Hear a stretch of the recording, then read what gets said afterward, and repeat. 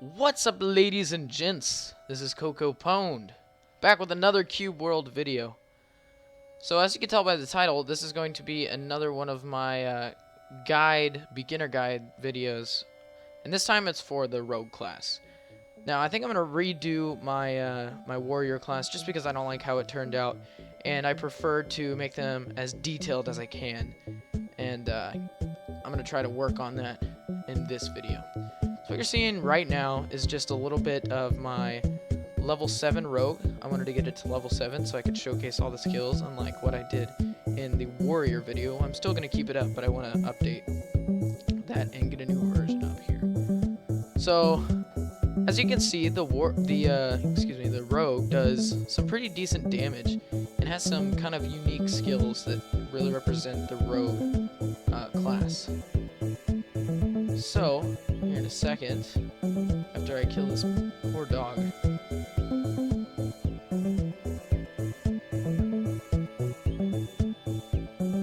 here we are. I'm showcasing the auto attack skills. So for the left click, with the two-handed sword, it's just a really fast shred of damage, and the right click is an extremely fast, really high burst damage, and has a chance to stun there.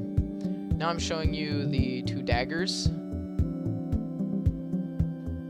As you can see, the left click with the two daggers is really fast as well, and the MP is charged up quite fast. The right click of this, it looks like it gives it a poison effect, but really all I see is a high burst damage move right there.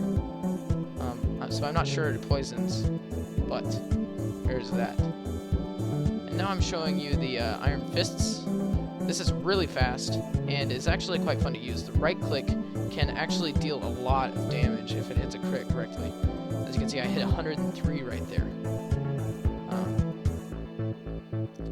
So I think that has a chance to stun as well, the right click on that. So here I'm showing you the skills. The first one is called Intercept. You like rush forward and tackle the person with your right click, whatever ability that is for your class. Sneak is you hide yourself in the shadows. You basically can just stand there and you're invisible, so if somebody walks past you, they can't see you. And yeah. Camouflage, you can move, and for whatever duration, whatever level you have, you can do that. So right here I'm going to show you the skill. I jump forward, and that does a decent amount of damage. That has a chance of stunning as well, because it is what your right click is.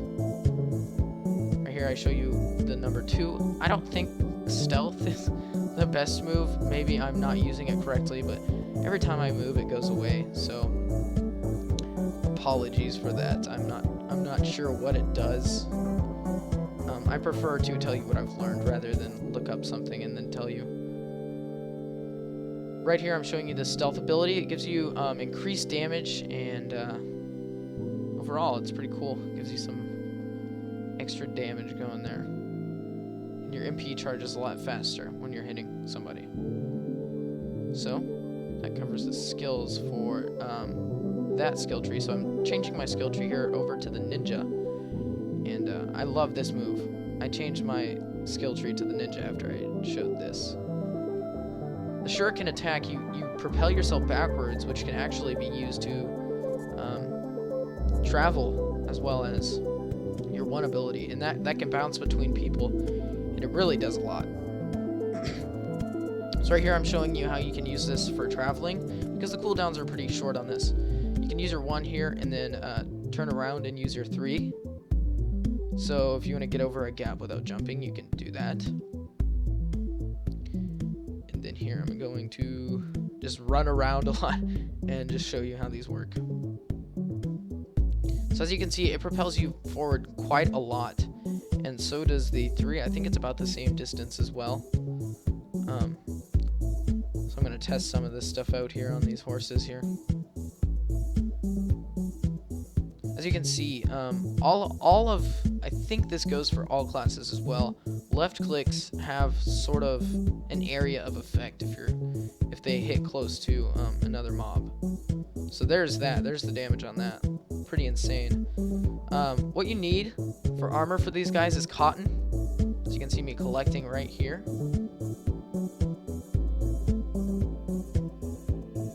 You get these cotton capsules right here, and you can turn those into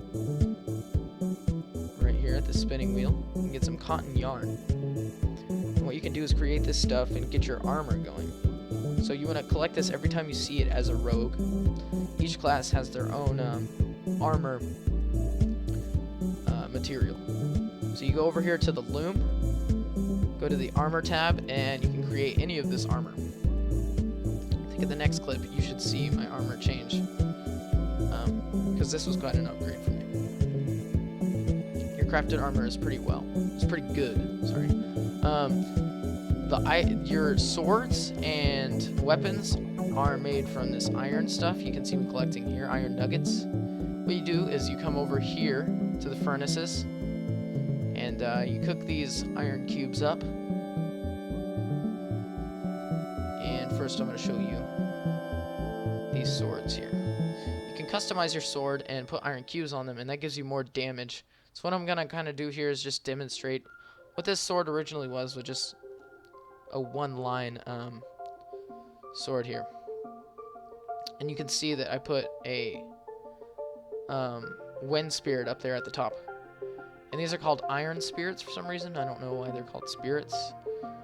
And yeah, so I'm just kind of playing around with it right here. This is not what I did. I changed it off camera. So there you go. Pretty neat. You can do that with every weapon in every class. So I'm going to show you the weapons here. You can do. You can't craft armor with iron. You can only craft weapons with the rogue class. So I'm just showing you here all of the weapons you can create. So this is another clip demonstrating the power of the jump back. I killed that whole herd with barely any damage done to them, which, you know, they're not high level mobs, but it would take me a lot longer to just sit there and hit them. Now I'm going to show you this boss, this small world boss fight. I'm going to kind of show you how to kite. This was kind of a fail boss fight, but it was the only one I could find in the area at the time. It took me a little bit to get used to his patterns. I need to dodge before he auto attacks me, and I was limited on heals during this fight, and I wasn't getting that. Usually you can just run away from a boss and they can't hear you, or hit you, excuse me. As you can see, I'm kind of getting it right here. And what I do with mostly every class is I'll run, and then when my stun is back up, I'll hit him again. So you're going to see me just use this, and then my buddy over here just comes out of nowhere and helps me. And I think he gets the kill, actually, in the end. So there's another fail right there. I tried to use it, and I didn't completely turn around enough. But here you can see the actual damage that the rogue class can deal out. It's definitely a top tier class. They're all top tier classes when used efficiently. I would say that mages are overpowered in certain circumstances. I think all classes have their ups and downs in every situation.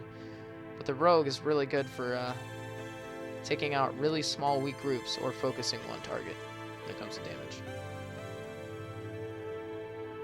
So here we go. Here's me filling it up again, forgetting how to dodge the attacks. And I think we're about to kill it pretty soon here.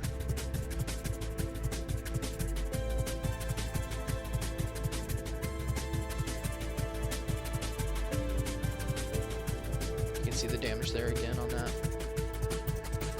About to take it out here in a little bit.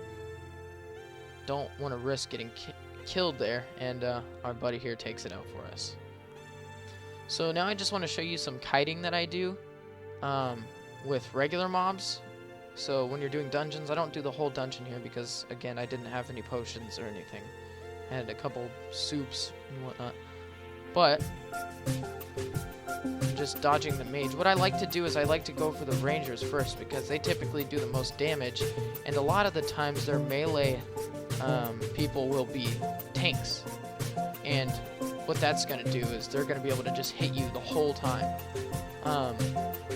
So there's that.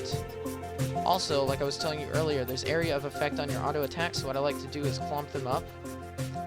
As you saw earlier, when I was attacking that mage, I tried to get behind him so I could also hit his buddies and jump over the head here. And you see how I'm turning towards him as he ran over here before I did that stun, so I could get all of them.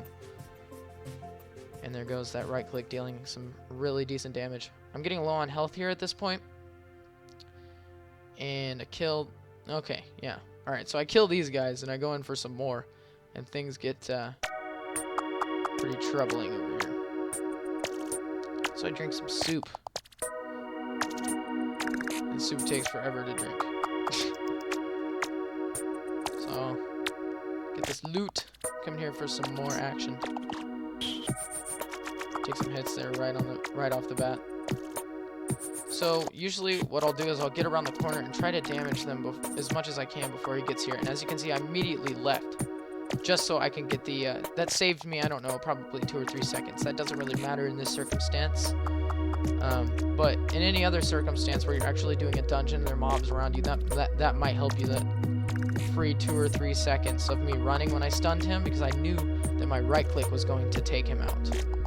So right here I'm just showing you, once again, I'm trying to deal as much damage to the melee as I can. And take these guys out as well.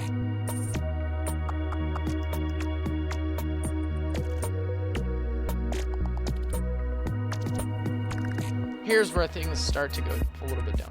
I pull a little bit more than I wanted to right here. And as you can see, I am taking a bit of damage. I'm getting these guys pretty low. And I get these guys, okay? Alright, here we go. Here's where things get pretty bad. I got these guys on me and I'm like, oh crap, I didn't even realize that my health was this low until, you know, I realized that it was this low. So I start running. I pop my my 3 because I thought that at the time they can't see you when you pop your 3. Turn around, hit that radish sling, get away with 3 health. Now I'm going to start demonstrating how this one can really help you get away efficiently.